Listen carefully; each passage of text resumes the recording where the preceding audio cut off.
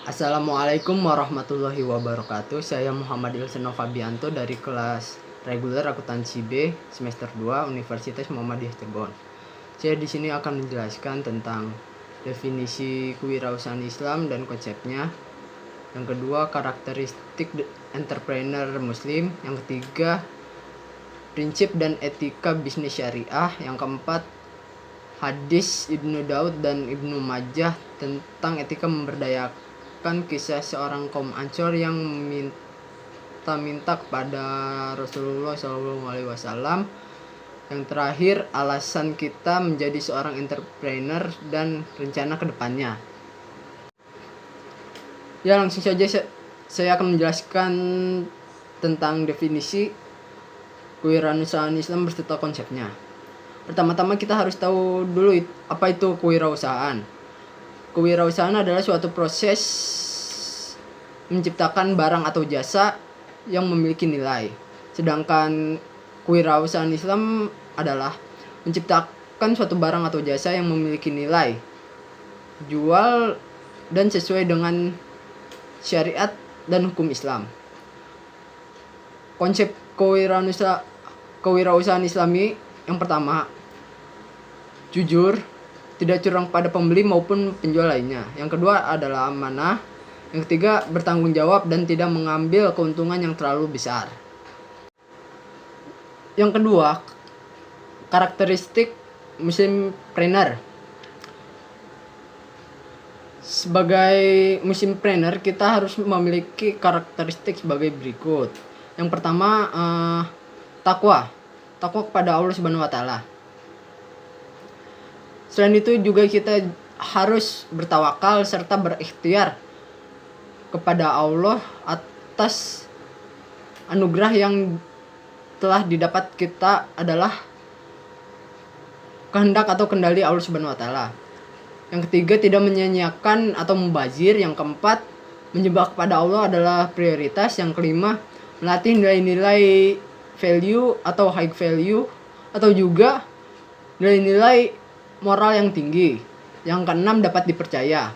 Seorang pengusaha muslim harus dapat dipercaya agar usahanya diminati banyak orang. Yang ketujuh, kepedulian terhadap kesejahteraan sosial. Terdapat hal-hal yang diatur dalam kesejahteraan sosial seperti zakat dan sedekah. Yang kedelapan, berpengetahuan yang luas. Seorang muslimpreneur harus memiliki pengetahuan yang luas agar usahanya terus bisa dikembangkan sesuai perkembangan zaman dan usahanya makin maju dan makin sukses. Yang kesembilan, peduli terhadap masyarakat dan lingkungan dalam Islam. Yang ketiga, prinsip dan etika bisnis syariah. Prinsip terbagi menjadi dua. Ada prinsip umum dan prinsip khusus. Prinsip umum terbagi menjadi 6. Yang pertama, prinsip ilahiyah atau prinsip ketuhanan. Prinsip ini berdasarkan nilai-nilai ketuhanan. Yang kedua, prinsip nabawiyah atau prinsip kenabian. Prinsip ini mengajarkan nilai kenabian sebagai pemandunya. Yang ketiga, prinsip adiliyah atau keadilan. Prinsip ini menjunjung keadilan dalam pemandunya. Yang keempat, prinsip huriyah atau kebebasan. Prinsip yang memanajemen huriyah sebagai pemandunya. Prinsip yang kelima, prinsip musawah atau kesetaraan, yaitu persamaan dan kebersamaan serta penghargaan terhadap sesama manusia sebagai makhluk Allah. Pandangan bahwa semua manusia sama harkat dan martabatnya, tanpa memandang jenis kelamin, ras, dan suku bangsanya. Yang keenam, prinsip ta'awun atau tolong-menolong. Prinsip kerjasama maupun saling tolong-menolong sebagai pemandunya. Prinsip khusus terbagi menjadi 7. Yang pertama, prinsip tabadul al-manafi atau manfaat bersama. Tabadul al-manafi mengandung arti bahwa setiap bentuk transaksi ekonomi harus memberikan keuntungan bersama bagi para pihak yang terlibat. Yang kedua, prinsip pemerataan atau tingkat makro. Asas ini mendekati agar harta berputar secara merata di antara masyarakat, baik yang kaya maupun yang miskin, harus berdasarkan kerelaan masing-masing. Yang keempat, prinsip adamul gharar atau bebas tipu daya. Asas bebas tipu daya atau adamul gharar mengandung arti bahwa setiap aktivitas bisnis tidak mengandung jebakan atau tipuan yang menyebabkan salah satu pihaknya merasa rugi dan kehilangan unsur kerelaan. Yang kelima, prinsip al-bir wa at-taqwa. Asas ini menekankan bentuk muamalat yang termasuk dalam kategori suka sama suka ialah sepanjang bentuk muamalat dan pertukaran manfaat itu dalam rangka melaksanakan saling tolong menolong antar sesama manusia. Untuk albir wa at-taqwa yakni kebijaksanaan dan ketakwaan dalam berbagai bentuknya.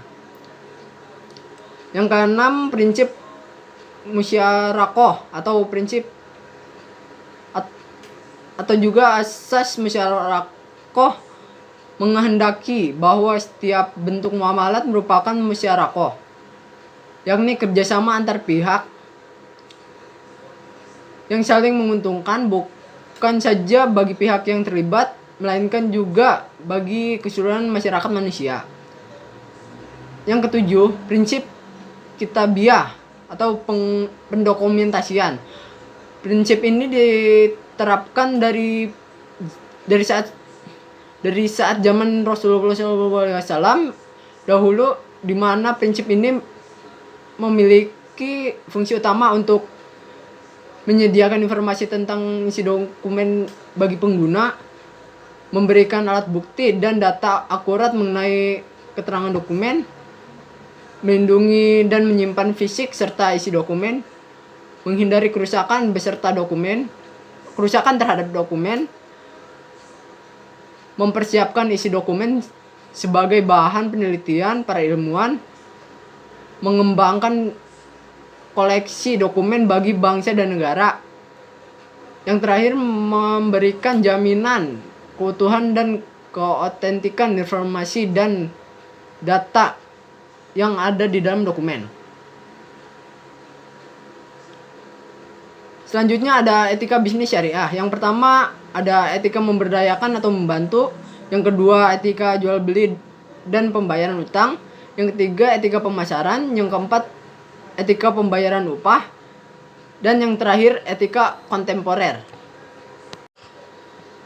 Yang keempat yaitu hadis dari Abu Daud dan Ibnu Majah tentang etika memberdayakan, serta kisah seorang kaum Ansor yang meminta-minta kepada Rasulullah Shallallahu Alaihi Wasallam.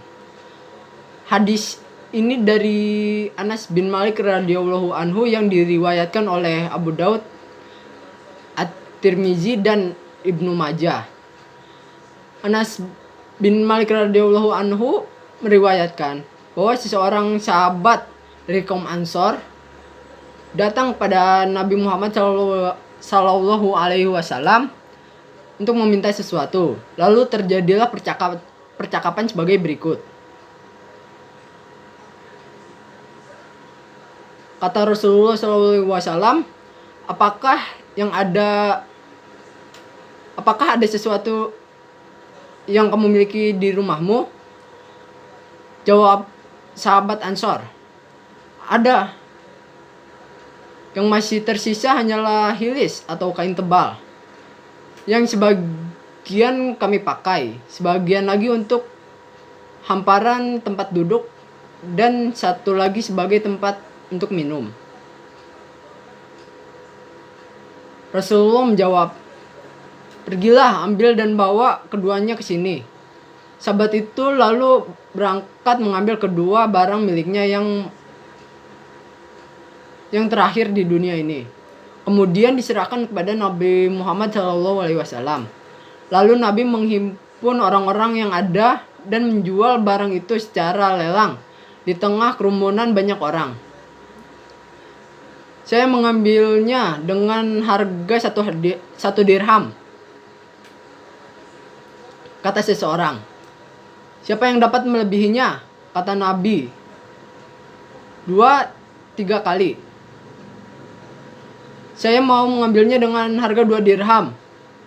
Kata seorang lainnya. Kemudian dilakukanlah serah terima oleh Nabi pada si pembeli. Kemudian Nabi Muhammad SAW menyerahkan uang 2 dirham kepada sahabat Ansor tersebut. Sabda Nabi kepadanya, separuh uang ini kamu belanjakan makanan untuk keluargamu di rumah. Dan separuhnya lagi kamu belikan kapak dan bawa padaku ke sini. Kemudian ia berangkat memenuhi perintah Nabi dan kemudian kembali ke hadapan Nabi dengan membawa kapak.